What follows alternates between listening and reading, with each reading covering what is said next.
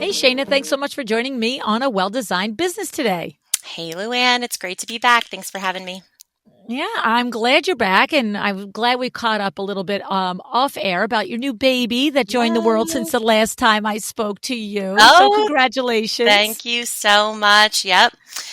Bundle of joy, that one. Although the first 3 months she gave me a run for my money. That's it, right? Yeah. Oh, it's no joke running a business, and now you have two children under 2 years old. Yes, yes, it is a lot. It is not for the faint of heart. No. And definitely, all power to every female business owner out there struggling with the childcare and nannies and running the business and running the team. We get it. It's crazy. It's crazy, Yeah, right? totally. Oh my God. Well, today, what we wanted to talk about was you have this concept about identifying the growth markers in a business.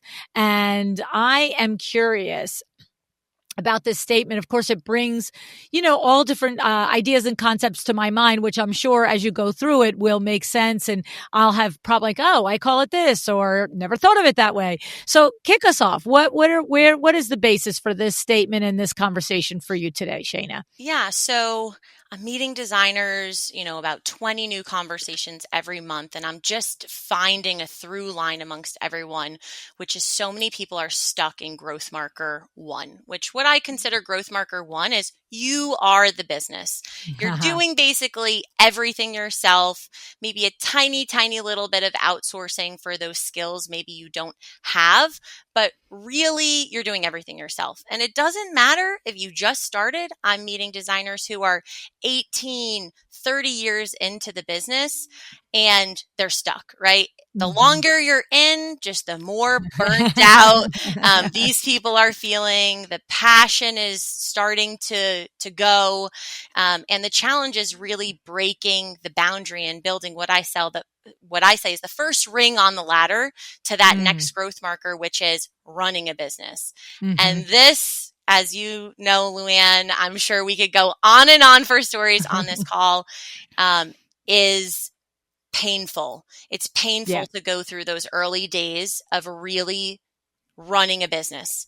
Yeah. And so I want to go first into kind of that emotional roller coaster that you do go through, that everyone goes through, because I do think it's a mental game first. Before I tell you how we're going to fix it and how we're going to kind of break through to get into running a business, it really has to be you are ready for it and you actually want it. That's how I feel. Yeah. Yep.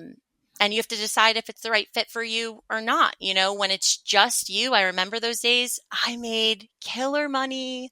I just, all the money's funneling to you. You have lesser responsibilities. You can go away on those trips, not, thinking about things that are going on. And then when you get to that point of, I'm ready to delegate and I need a team, you can crash and burn very easily at that stage if we don't do it right. Well, and also too, like you said, I'm glad that you said that there needs to be a choice, right? Because I think a couple of things happen. I think there are the percentage of business owners that choose to stay solo and choose to never, what we call them over here is they're the operator. They're business operators. They operate the business. They've basically, created a job for themselves, right? Maybe more flexibility than if they worked for someone else. But they're not willing to or choosing to manage other people and step above the business the tiniest bit. And my thing is when that's a choice, hallelujah all day long. But to your point, when it's just because you can't figure out how to get to that next stage and that you're so much on the hamster wheel in the operation mode of it, that growth marker one that you're calling, and maybe you try to grow up, not grow up, you grow up out to the next level and, you get your stomach punched. You're not a good manager. You don't hire the right people. You haven't created a process or a system that supports having even one person working for you. And then what happens is, and I think that's what you're saying, is you go and you find somebody who's 8, 10, 15 years down the road and they're feeling exhausted and burnt out because they're not actually consciously choosing to stay there. they haven't cracked the code how to get out of it. Is that what you're talking about, Shayna? Right, Yeah. exactly. And I really have found that it stems entirely from the pricing model. Your pricing Oh, model is that's connected interesting. to your processes, it's connected to your workflow. It is the heart, soul, and nucleus of the business, that pricing model. And this is what I feel like happens to a lot of us. And it happened to me too. You know, we get out into the world on our own. When's the next dollar going to come in? And you're really just wheeling and dealing, right? Like you're pricing things differently every time. You're Okay. closing Yep. things differently every time. I don't know, I'm going to mark this one up 60%. I'm going to mark this up 20%. It's just all over the map. I'm going Cowboy. to make the most amount of money I possibly can, right? Mm-hmm. And then when you feel like you need structure and support, there are all these amazing coaching programs out there that at least give you refine you, right? They're like, Right, right, this right, is right. what Give you you a should path. at minimum do to actually run a business, right? Right. And a lot of times what I find is it's amazing content and templates and systems, but then we get to the pricing model and someone comes to us and they're ready to delegate and get assistance. And my first question is, what is your pricing model? Because if you're selling flat fee or you're selling a percentage based model, I don't want you to have a team of assistants yet, because I can't confidently tell you that you're going to make money off of this team. And I want to confidently tell you the 4D Biz was built so that you could confidently make money when you delegate it, control it, see the time log, attach it to a client, market billable. And if you don't have that model, then I'm scared for you, because I was there and I went from $120,000 in the business account to $30,000 1 year later in the business account, feeling like I was doing so much more and not being rewarded. And I was selling flat fee, and I wasn't controlling Yes. the data and I wasn't controlling the money. And I was just throwing people in willy nilly when I needed support and trusting that they were doing it the most efficient way. There's so many things around it. So when you get to that growth marker, I say you really have to question the way you've been doing things, and we might have to change a lot of things in terms of that Okay. pricing model. Okay. And so, yeah, so we're going to get into that. So when so let's pretend, right? Yeah, So I come to you, I'm interested in, growing my team a little bit, yada, yada. You ask me about my pricing model and I say I do flat fee. Now you're right, going to push me back and you're going to now probably explain to me the virtues of, I think what you recommend is a hybrid model. Is right. right? Do I recall that Yep, from the intake form, Shayna? yep. Okay. So I have a hybrid pricing approach model, but in that conversation, I don't fully push back. It depends on where you are in the journey, right? If you're flat That's just the fee, Jersey talk. That's yeah, how I that's all right, translate. but like you can rework a flat fee to regain control. It Hmm. really just simply comes down to, if you want to run a business, you have to have clean processes and systems so you can step away and they can run themselves. We know that. But also, if you want to be a business owner, likely it's because you want to make a lot of money and you want to have the freedom to do that. And simply, you should be making money off of every single hour that someone's working. So that we really have to look at the data and control the time. And a lot of coaching programs advocate that, even if they're flat fee. But the Right. problem when you're going from yourself to wanting to run a business is your brain is the smartest piece of technology you will ever own. It will cut every corner. It will do things the fastest way possible, which means you are extremely disorganized owner, because your brain is smart and saying, you sold this on a flat fee. The faster I get this done, the more money I'm going to make. And when you get into this habit that everything and all this proprietary information is in your head, it makes it chaotic and it makes it nearly impossible to build a team around that. And then when you do try to build a team around that, you lose control of the money, you lose control. You should be able to sell a job, know that I'm going to delegate 80% of this job, and basically know exactly how much money you're going to make before you even start the project. And Okay. odds are there's many, many designers out there who wouldn't be able to do that. So the Right. pricing model that I truly advocate when we're ready to grow, when you're ready to challenge yourself, because it does take a few hours of going through this and working together until someone has that aha moment. I'm Okay. tracking them. whether someone's first starting out and I get them fresh a couple of years in, usually it takes them about 4 to 5 hours in and they're like, oh my gosh, this makes so much sense. Why didn't I close and sell this way before?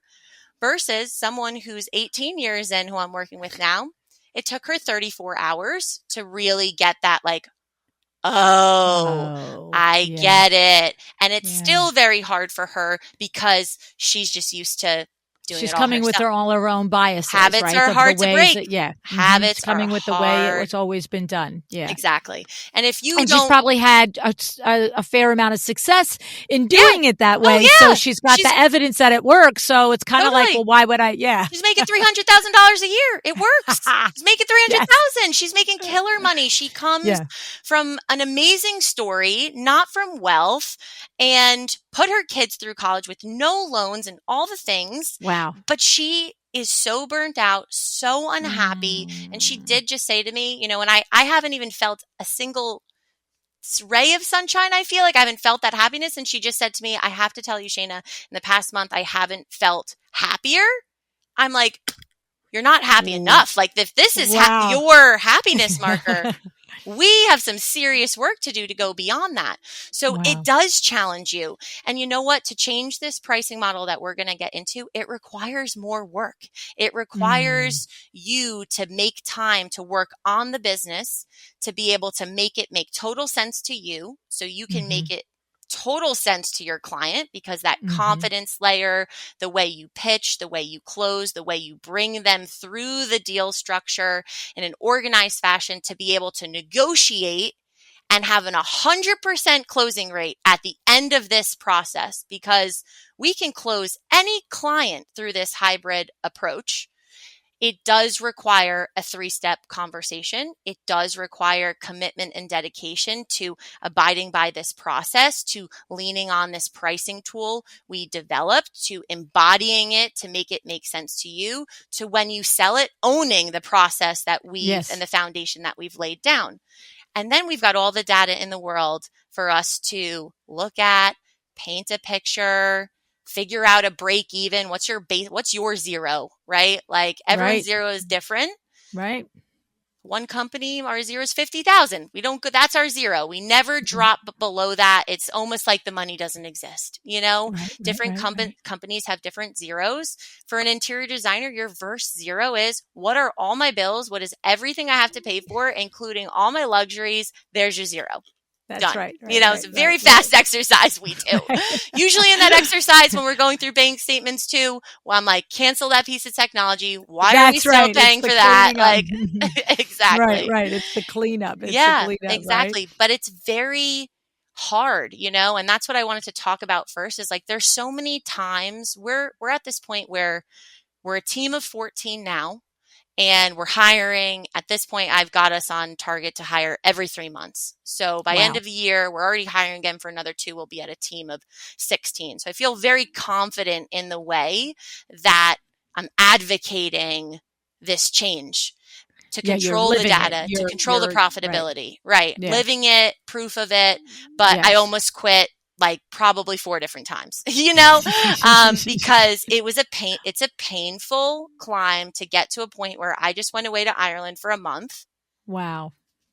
But everything's running, you know, money's flowing in. I'm not feeling, you know, strapped. I really decided to work for that one client who's been in business for 18 years and really struggling. I did a contract for her. I just broke the protocol for me, but that was it.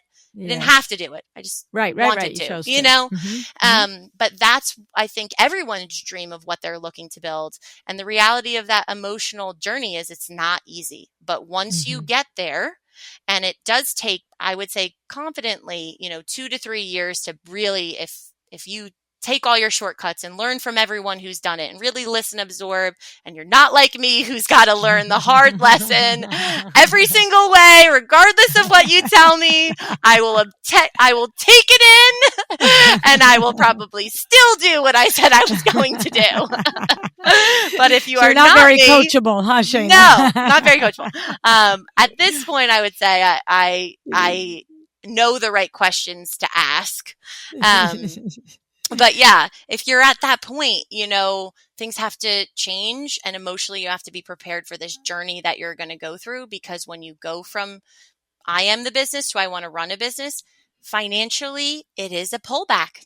It's Yeah, a yeah, yeah, yeah. pullback because at first you need to build your foundation, fix your pricing model, build out these processes. Your project volume is staying consistent through all of this. Mm-hmm. Then you need to figure out where you're going to plug in your team so we can free you up.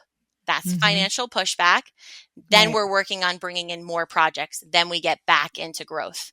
And Right, then right, right. once we get past that, it's about building the team you really need around you, because you're probably only going to start with one line of support. Right. And there's really 4 lines of support that you need. And we've talked about that on other podcasts, so we won't get into Yes. that in the rabbit But we'll hole link of those. We'll the link those support. episodes for Yeah, sure. but you'll start with one, and it'll go off where either your weaknesses or whether you just can't stand to do it anymore. Like Yeah, you're yeah, yeah, yeah. tired of the Right. orders, you're tired of calling for bill of ladings and all the things Right. like that. Right. Right. And then you're working for a few years to build that fractional team around you, and then you're looking to control your lead flow. How much money do I have to spend to get the next project? And that's a whole journey and a half on the marketing side. That is very frustrating. $20,000 out the door last year in Q1, zero ROI. It's Oh, painstaking on that side. oh, But oh. then once you can control it and you learn it, now you're in growth mode. Yeah. Now, where we are right now, we're hiring every 3 months. We're looking to streamline and integrate training to be a little bit more solo, and we're only touching them when they have all the things that we need, for example. So there is, these growth markers. The second one is the hardest. Once you break past the second, then you want to control your leads. You want to know your cost per lead, figure that out. Once you figure that out, you're going to free yourself up. If you're a serial entrepreneur, you're now going to carve out another lane to make money off of and rinse and repeat this bad boy again. But the second time you do it, it's much easier. Much, much Right, right, easier because right, you right, know what right, the right, heck's going on. right, And right. so it's a journey. And then you plug in technology, and people are always coming to us with, what technology should I use?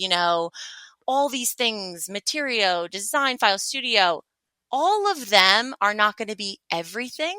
And I'm Right. going to say this because this podcast is launching in November, and before the December craze comes out of promotions and everyone goes, I'm going to jump to this technology and this technology.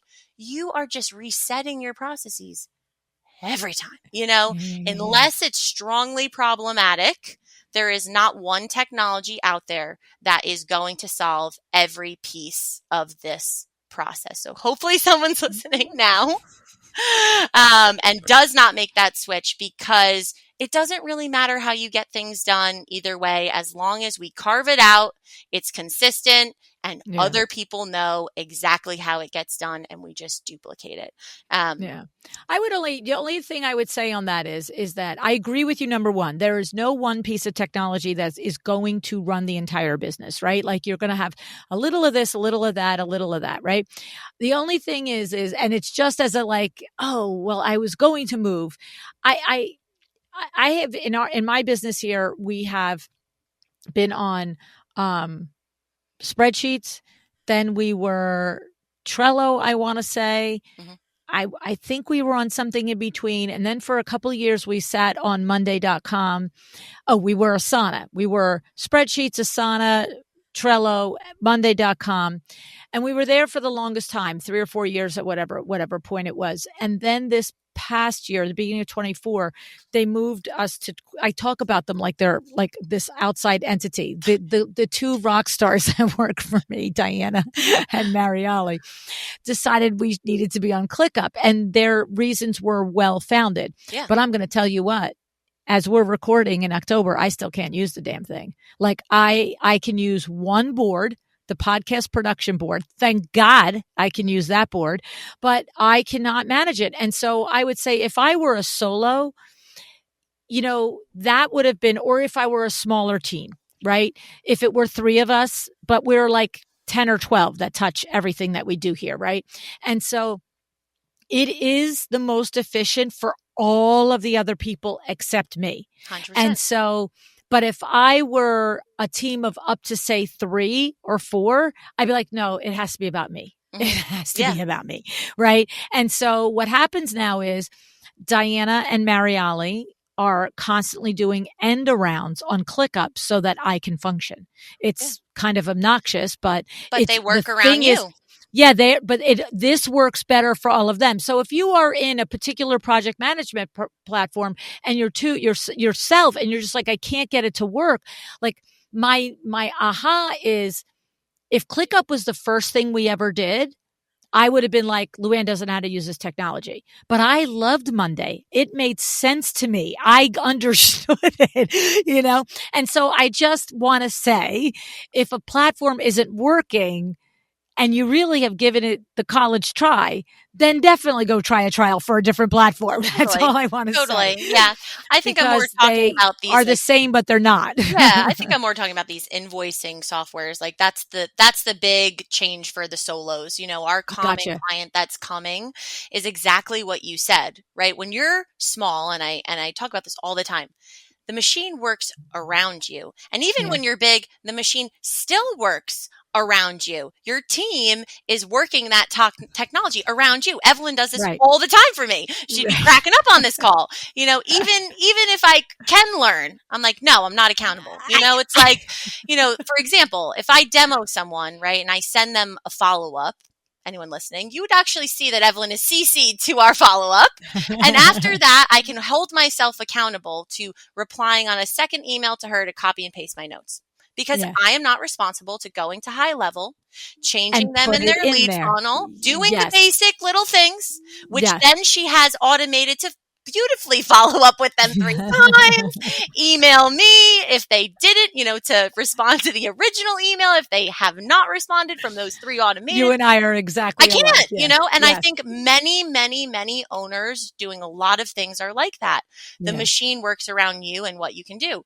Time logs. When we get into this pricing model, it's going to be everyone's number one thing is like, but the time logs, the time tracking. There's no way I could be accountable to that. It's like tough cookies. Yeah. You build There's around certain that. things you got to do. And you know what? You got to do it. And I have someone we have an assistant that works 2 hours a week for a designer. And her sole job is to collect her time logs, to collect all of the freelance other people that she's working for time logs, to reconcile the retainers and give her that data analysis report. And when we first started working and she was just coaching with me, she really resisted me on it. She was like, she didn't want to change her flat fee model. I said, that's fine, but we're going to put a maximum hour allocation clause in this project, not flat fee 1 or 2 revisions. Hate that. A revision could be 1 hour or 20 hours. What are we doing? There's no control What in does that mean, revision? The No. entire room, everything in it, or like one sofa you can repick? Get that out of the industry and at least change it to like 2 hours of revision or something that's a little bit more controllable. So we've made some adjustments so that at least she could drop the hammer with a client and collect more if need be. So yay, when we resist flat fee, if we're not there yet, we'll make it work. But I'm telling you, everyone changes into this hybrid method soon.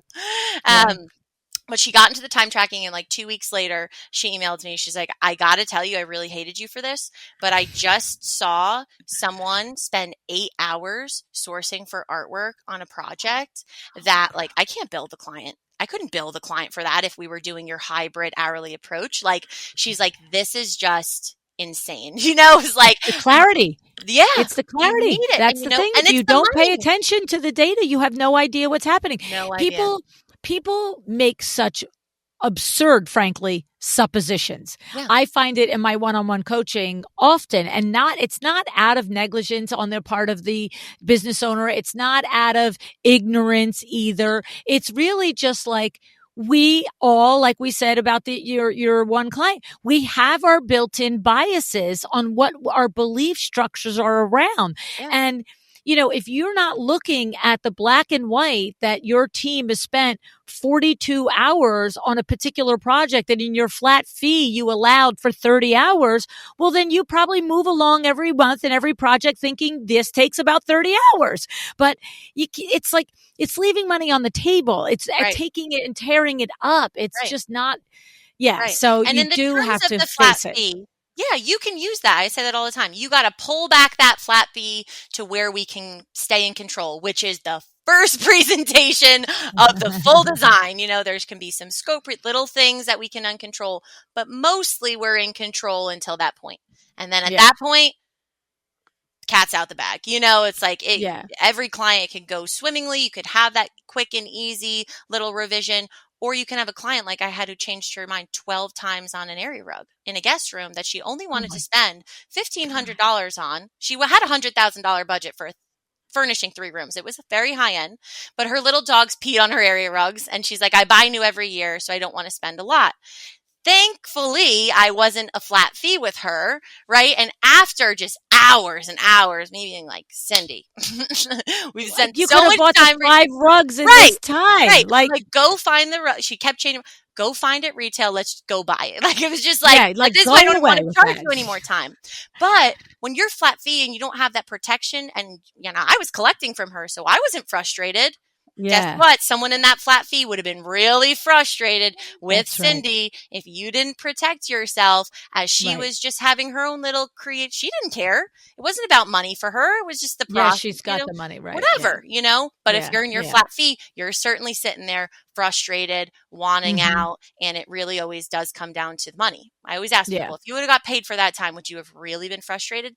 No. Right. You would have been fine. And it's totally fine. You're just annoyed because you're getting taken advantage of, and you're allowing that to happen, basically. Well, this is the truth. You're allowing it. You're allowing it. You're setting it up. I allow the kids to jump on the couch. You're going to jump on the couch and destroy my couch all day long. No, sit your ass down. We're not jumping on the couch. Right, exactly, then they listen. And that just follows suits for like so many again, a whole other topic of boundaries and client expectations, but it does tie into this hybrid approach. And this is what I say to people is my process, right? And how I think if you're ready to run a business, truly run a business, this is the changes I think you need to make, right? It always starts with the first conversation, which is the discovery call. Everyone has that. From the discovery call, we're educating them about your service types, right? And I usually say there's 3 different service offerings we have. There's a consultative approach, there's a design only approach, and there's a full service approach. Consultation, some people call, designer on call, batch of hours, that you're selling someone. Mostly time for money. Yeah, exactly. Design only, you're designing, you're not purchasing, you're not installing. Full service, right? You are doing all the things, purchase, manage, etc. We're always just educating, but then driving them to the close. The next close in your discovery call is simply just closing them to the consultation, right? Some people skip this step. You definitely shouldn't, right? Buy yourself some time to now go to the house, do the walkthrough, preliminary measures if you need to. You're pitching design concepts. You're probably already doing that. Notate the suggested furnishing list. You're already doing that in your head. Just write it down. And then you're going to tee up a second part call, which you can call a closing call. It could be a contract and service review, a budget review, whatever you want to call that. The second part call included in the consultation fee is what I call the closing call, which is the numbers and the logistics call, right? We close them to that $450 consultation, whatever you're charging. That first meeting is we're inspiring them on design. You're selling yourself really at that point, that they're excited to work with you. We're scheduling them for a second part call, which is to review the contract and to review the services. And on that call, we're going to top down sell them always. We're always going to pitch full service. And from this tool that we've developed, it's really just a simple Excel sheet. I mean, it's a simple Excel sheet that has a foundational workflow that walks you through the biggest job you could possibly take on with renovating, furnishing, all the things. And it ultimately just acts as a Q&A. How many spaces do I have to measure? 4. Do I have to intake any existing furniture on site?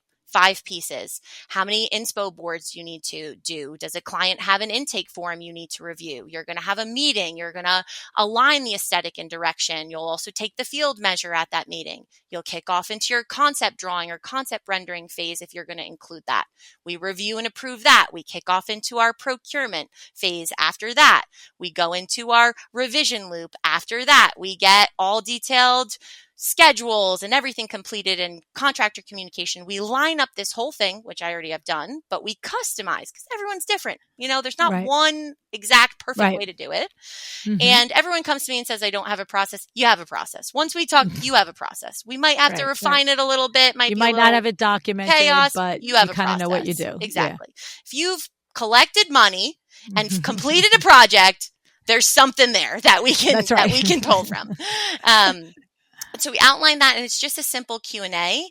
The data I put in is the average hours I know it takes to do something, but we overview that as well.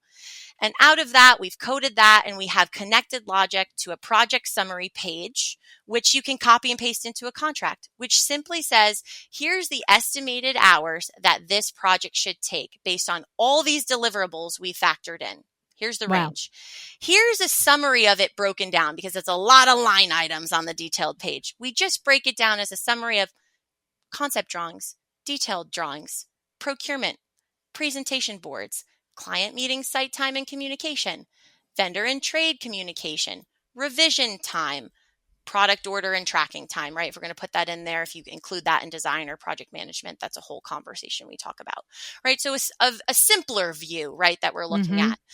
And then it allows us to have that conversation, allows a bunch of different things, right? This closing call is where you can actually negotiate and close every single client, right? If you know how to do it and how to swing it, and you want to take clients that maybe aren't full service. That's another topic of conversation.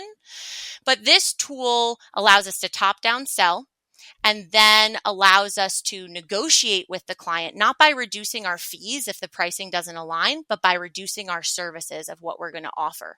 Right. And when we close that client, it's a flat fee feel to them, but it is an hourly approach for us as the business owner, because I'm going to collect the minimum amount of hours that I know this project needs as a retainer. It's going to be an working, operating retainer. And then we're going to track time through the week, and there's going to be a weekly summary report to the client and reconciling how much time was used. A simple little, here's what we accomplished this week. Here's what we're working on next week. Here's how much time was used. Here's how much time is remaining, right? And we always tee up a second retainer request. There might be a third request, right? Depending if they're doing design only or project management. And the second retainer request, there's many ways you can do a deal structure to collect the money, but usually say, all right, put a second retainer request in for the balance between the high and low hours. So we know we're telling the client we're always going to collect the maximum. And then any time unused, we'll credit it to a final invoice. It can be refunded back to them. There is protections, and it really minimizes buyer's remorse, clients feel in control, and you're in control. And I'm going to tell a quick story about how really this closing call can work. So we really talk the talk with 4D Biz. So if you're working with us on changing your pricing model, I will actually jump on the calls and close them for you. So that's what we do. I've had 3 clients that don't let me leave. That is not the purpose of the exercise. The purpose of the exercise is so that you build the strength. But these 3 individuals are extremely busy, and they travel a lot, and they're able to just fire and have that kind of flex COO to close the job. But it's really not the purpose. The purpose is so you can embody it. But here's an example of how you can always close a client. Always comes down to budget, right? Hardest question that every client can't answer. You want to seed it from your discovery call, seed it in the flat fee consultation. Now we're going to get into the closing call, and I need to know the answer, right? That's right. So I get this roadmap for designer Tiffany I was doing the call for, and we didn't know the budget. We get on the call. She sends me the roadmap. The initial retainer was for that was his budget. The initial retainer was for $14,000. He tells me his budget is for $25,000. And so I'm like, okay, we're totally out of alignment. didn't say that to him, but I'm like, is that for products and services? He said yes. So now I know in my head, like, we're extremely out of budget And what's here. the scope of the project? Is it one room? Scope of the project was like I think he was converting a basement, if I can remember, and there was going to be a living room and there was going to be a kid's den and whatever the case. And he thought this whole thing, design fees and product, was going to be $25,000. Right. How many people have been there, right? Like, okay. Okay. I mean, even not even in the industry. It's like, come on. Stop, right. So one of those, right, that you probably don't even want, right? This is not a client you think that you want right now, but I'm going to show you that why you actually want this client, right? So he comes onto the call, we go through it. Like, okay, so clearly full service, we go through the whole thing. Full service isn't the right fit for you. Let's go back to the detailed roadmap, and I want to talk you through what I think you are the right fit for. I said, you definitely want Tiffany to come to the home. Let her do the site measure. Let her do the inspo boards so you guys can also meet, align on color, aesthetic direction. She can give you label guidance on where you're going to end up sourcing to. She's going to come back. She'll have time for space plans. You want that because that's going to give you your max dimensions, your furniture placement. In that conceptual meeting, she'll give you the colors, where to source. And I think you could probably just take it from there. And he said, you know what? I really want her to source these 5 core items. Can't remember what they were. I didn't really get it, why he wanted those 5 too. I was like, okay. I go back. We pull it down to the 5 items. I say, when she sources these 5 items, it's just going to be links on a spreadsheet. Like, I'm not putting time in for boards, anything like that. He said, okay, great. He said, and then what I want to do is I want to just put in 2 more hours with her so that I can go do my own sourcing. And then we can just look at everything together and I can confidently go place an order. I said, okay. We went back. I made all the adjustments. We went back to the proposal summary page live on this call, and his retainer adjusted down to 2,700, something around there, 2,700. He closed. He was happy. Tiffany couldn't care about the project. She delegated the whole thing other than the client meetings and made $2,200 off of that project, putting in 3 hours of work. Wow. Doesn't care about it, not going to source it, has a team around her to do all the things. Ultimately, that's what happens when you get to that point. You just show up as the face of the company where you need to, giving the overall direction of guidance. On this one, she particularly didn't even give it because it was retail sourcing. Sure. Low level. But in the instance she did want to delegate, you just give that high level oversight. It passes through your desk to, your name is on it to make sure you approve it. You present it, and that's really it. So I believe in the ABCs, always be closing. That comes from my door-to-door sales days, Luann. I've had the door-to-door sales days too, girl. Verizon Fios, cable, internet, and phone, arriving at your door, weed it, seed it, and grow, 3-lap theory. That was me. 100% commission. Year 1 out of college. Oh, my God. I think I might have you beat. I used to go to this warehouse, put a bunch of product in the trunk of my car, and then drive over to Philly and pull into gas stations and go, guys, I got a clock here. I got a thing here. I got knives here. Buy something for your wife. Buy something for your girlfriend. And it was like, you got a price per item. Yeah. So if I had a clock in my thing, it might be $10, but I could sell it for $10 or I could sell it for $100, whatever I could sell it for. Right. So, and at the end of the day, you just gave the money for all the product that you didn't bring back and you took all of the leftover. Totally. I was 18 years old doing that. I was in Newark, Trenton, Elizabeth, and Irvington. In my heels, I think about it now, like in my heels, in my Verizon jacket, like knocking around.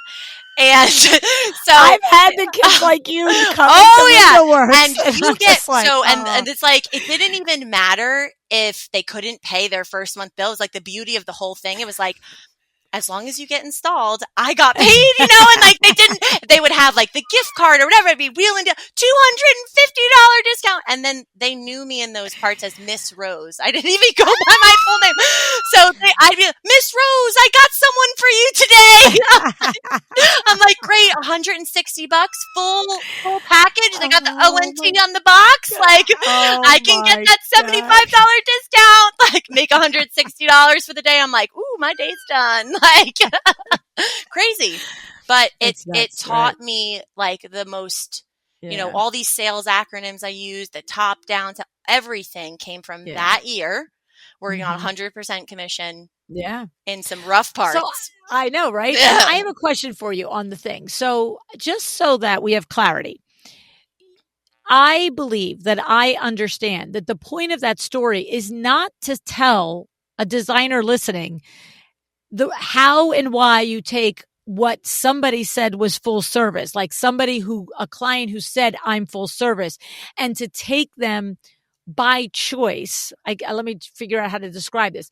You're not like, oh, we want to take full service clients down to consultative selling. What your point of the story was that any designer listening to that conversation with this client knows that 25,000 is not realistic. So most of us would just say, I'm sorry, we're not a good fit. And you're just explaining the process you can take not a good fit to a consultative sale and still get the $2,500 with $2,200 profit. So I just want to make sure, because somebody listening, somebody's going to come to me in High Point and go, so Shayna wants to take our full service clients and have them all go down to we give them links. And I'm going to be like, no, girl, that is not what she said. No, we so always it was just it was an example of saving a sale. And it was an example of, to me, and all the conversations I've had on the podcast in the last 8.5 years on sales, it's example of me where we're listening to the actual thing that's happening. So somebody is saying, I want these 2 or 3 areas with a $25,000 budget. And we know that doesn't make sense. So instead of just dismissing it and clackety-clacking, walking away on our high heels, we're asking questions. Well, what is it that you really do need? What do you really want? And that's where I heard you in there. You're like, okay, so at this level, I don't think I'm hearing that you need execution. You need floor plans. And you actually said, and I believe you need the floor plans. Like you want that part because otherwise you are out there in the internet world trying to figure this out. And so it's funny because I had an on-air coaching strategy call a couple of weeks ago, and we'll put a link to it in the show notes. And the young designer had an opportunity, like somebody in Instagram was talking to her. I'm not going to go through the whole story.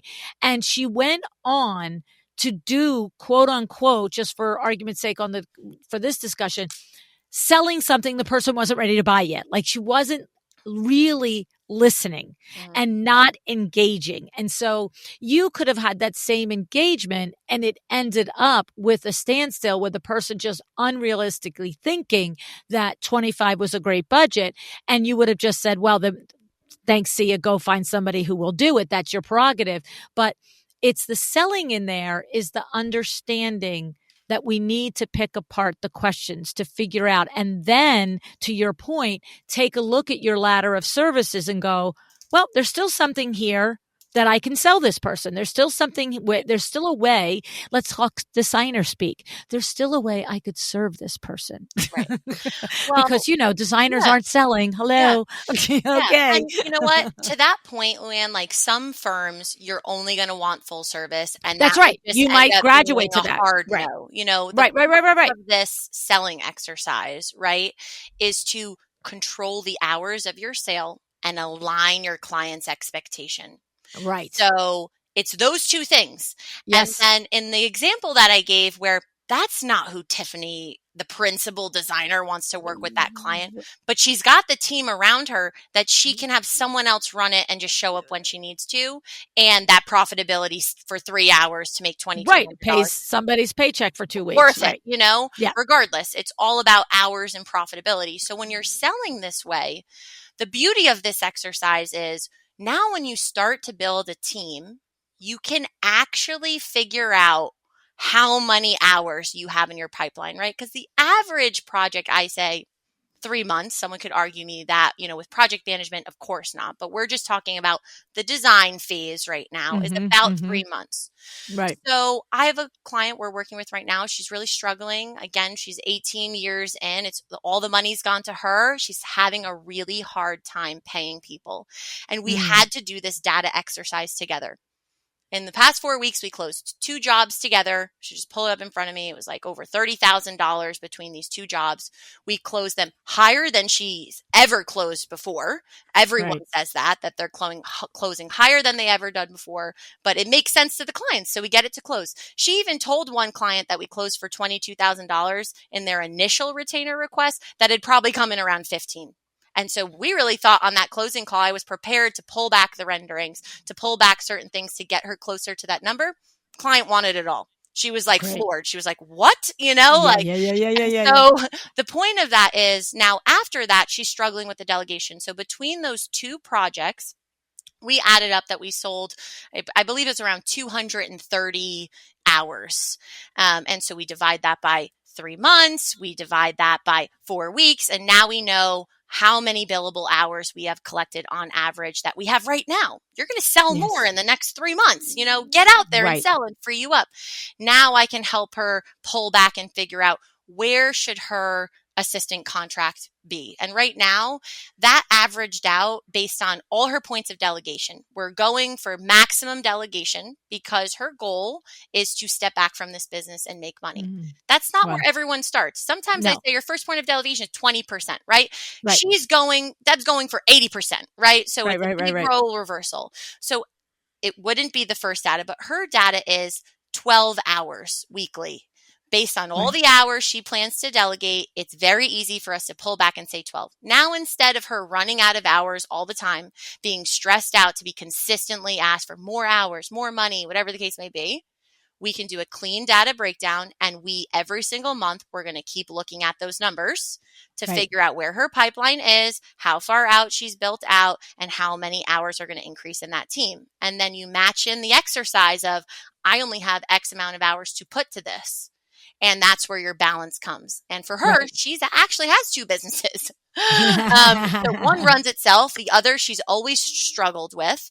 And so we've got to free her up in this lane. And data gets you there. It goes back to the time logs. It goes back to the data. You go flat fee, you got to control it. Put a maximum hour allocation clause. If you don't rework it just yet and you're not there and you're still a solo, then the only thing that I want you to do is just wrap that up into a maximum hour allocation clause, put a certain amount of hours on that revision if you have it in there, and track your time. Track your time. Even if you have to pay for someone to track your time, that is the money of the business.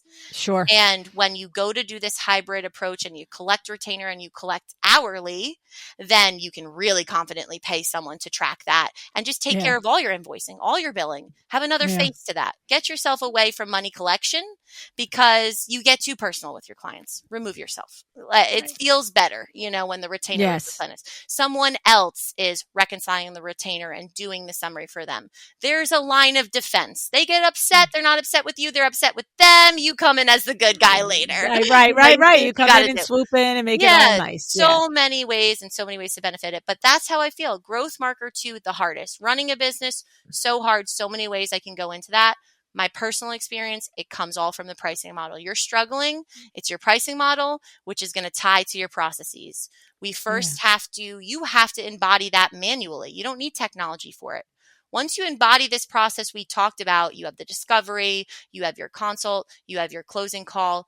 Technology is there to plug in, to fire out all this supportive, informational documents. In-between stuff, to keep it all going. To reinforce whatever you said, have that call to action, the automatic follow-up or reminder, whatever the case may be, but you don't need it at all.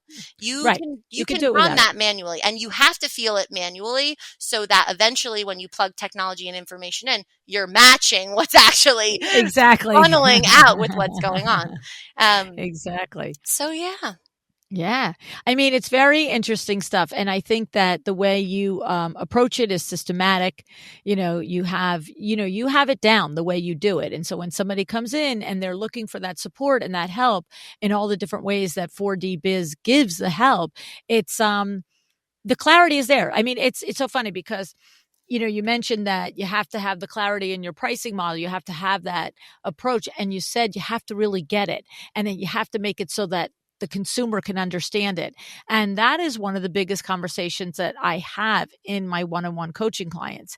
It's, they'll come at me and they'll be like, so here's what I'm thinking, blah, blah, blah, blah, blah. And I'm like, you know what? I've done 1,000 interviews and I don't understand that.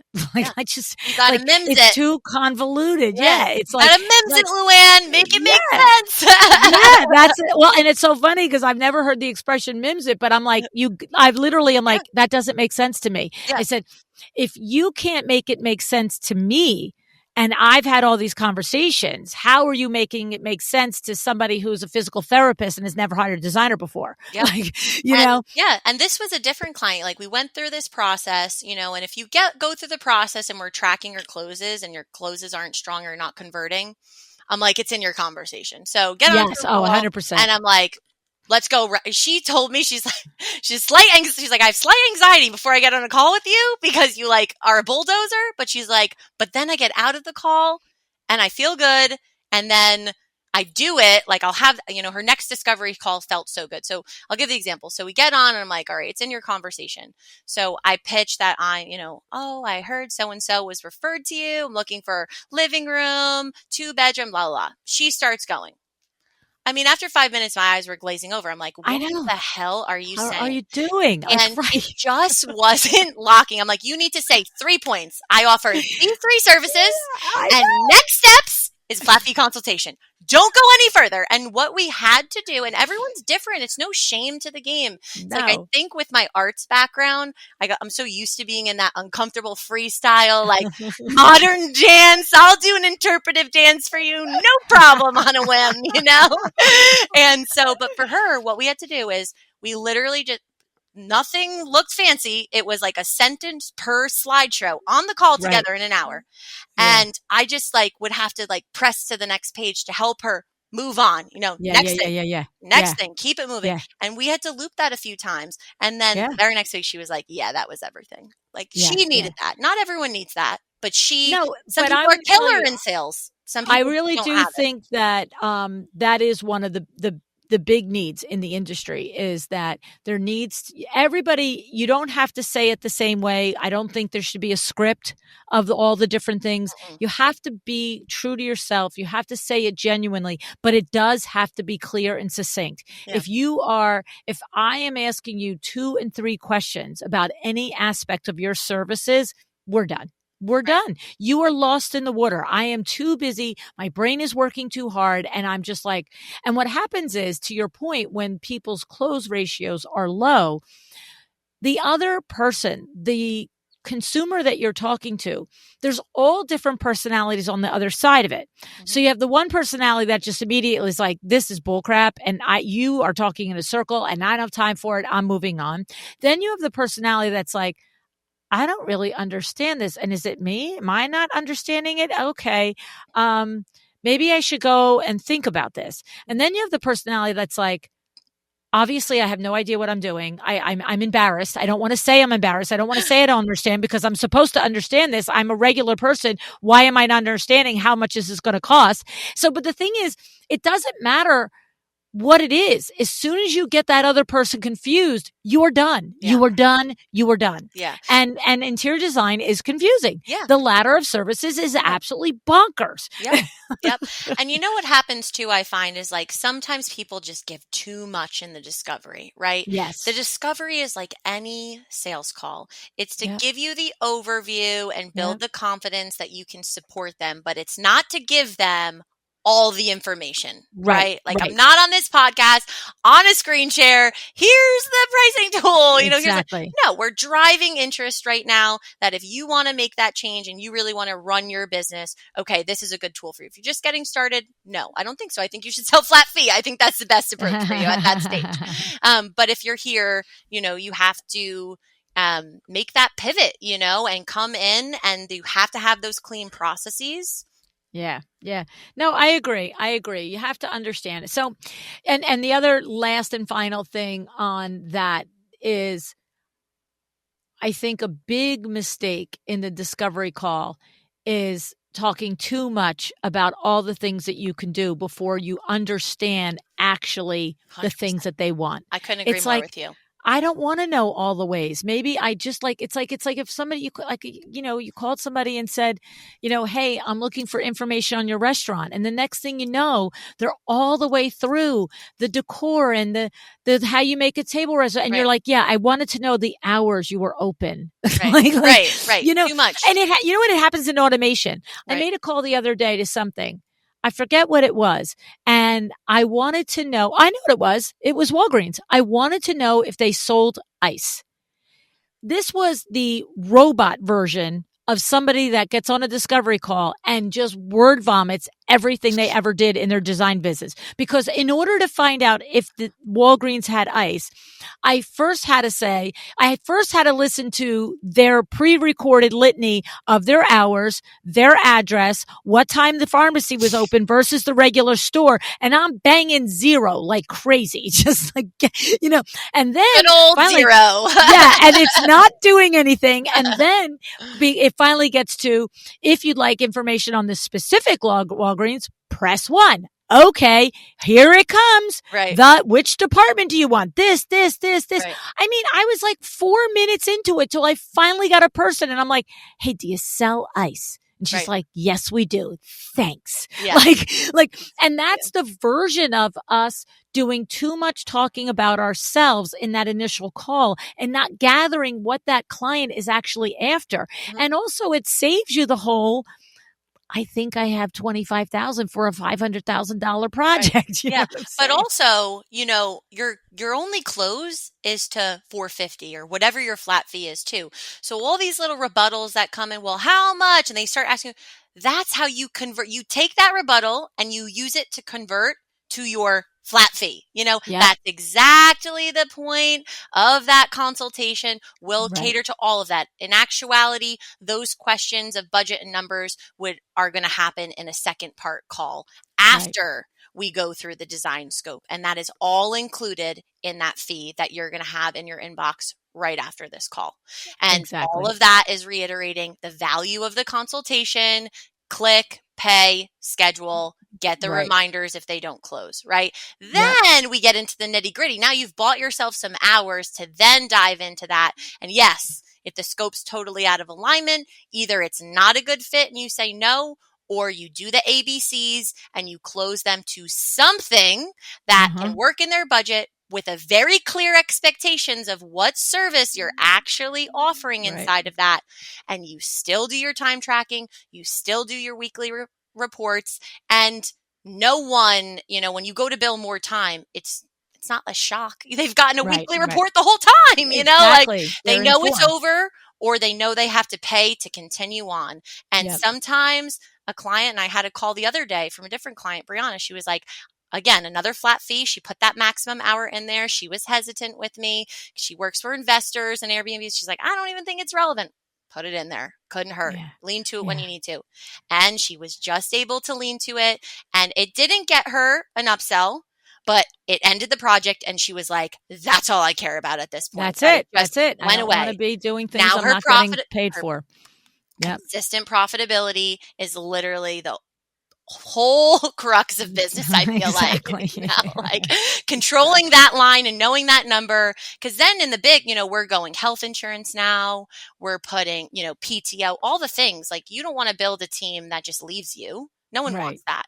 So you've got to be, if you can't control that number to know what your bottom line is, to know, it's going to cost you like $12,000 an employee once you integrate your health insurance, you're more than screwed. Once you get to that, if by a miracle you got to that stage without controlling your data, that's your next huge problem that I think some massive corporations undergo when they have these big cuts going on, hundreds of people getting laid off and all the things. But so this was great, Joanne. So you've gone from growth marker 1 to growth marker 2. What's ahead for you, Shayna, in 4D biz? Yeah. So, growth marker 3 is getting in all your technology and enhancements. So we've kind of ticked that one off.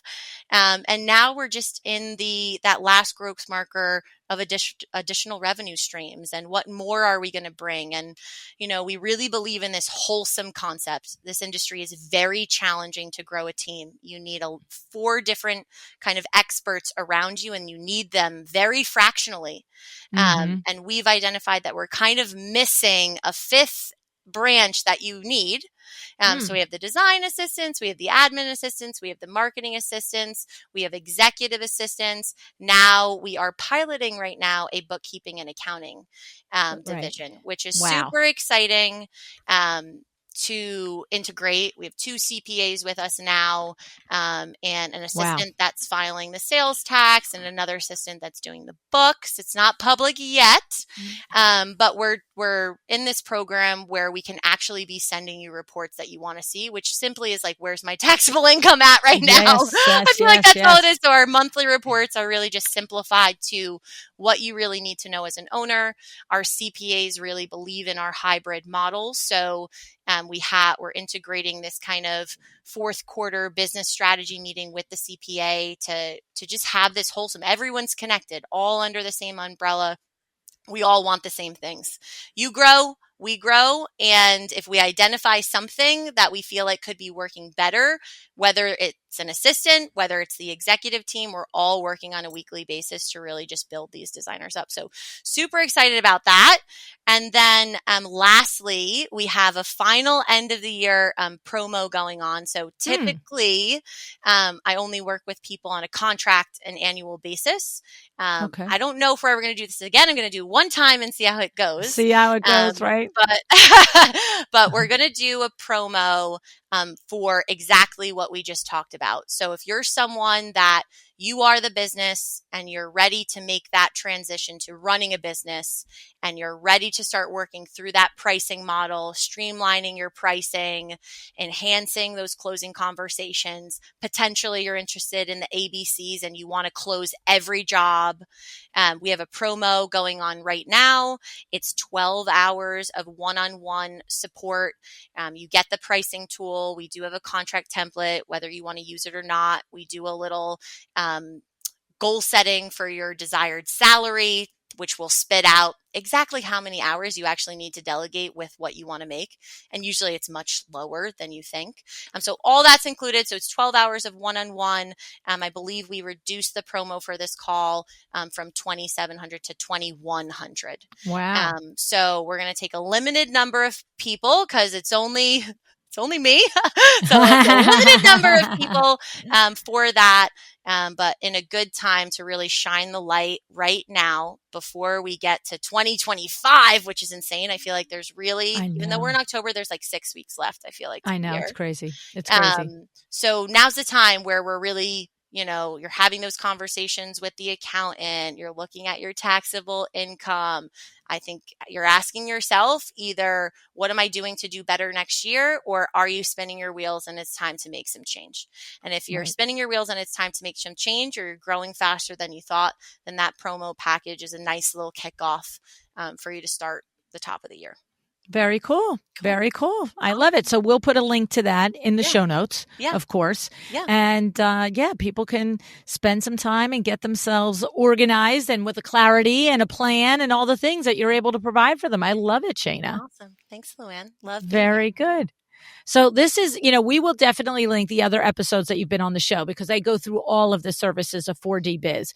But you do have, it's that one pillar that was missing. It didn't need to come from you, but if you're going to pull that pillar in house, that is of course the fifth pillar in a profitable business is that finance pillar. So good for you for figuring out a way to, make that happen in your business, Shayna. You are a freaking firecracker. That's all I can tell you. You know what? I give all the credit to the tree, Luann, because if my ass did not fly into a tree at 45 miles an hour, literally break my pelvis and crush one side of my body and physically require me to stop moving for a whole year. Couldn't move, couldn't walk, nothing. I know. I actually wouldn't have changed. I actually wouldn't have because I would making great money. It wouldn't have changed. I know it, Well, so and what's so crazy is I just got to say, when we were talking before air and you said that, like, I thank God for the tree. I give the credit to the tree because I crashed into it.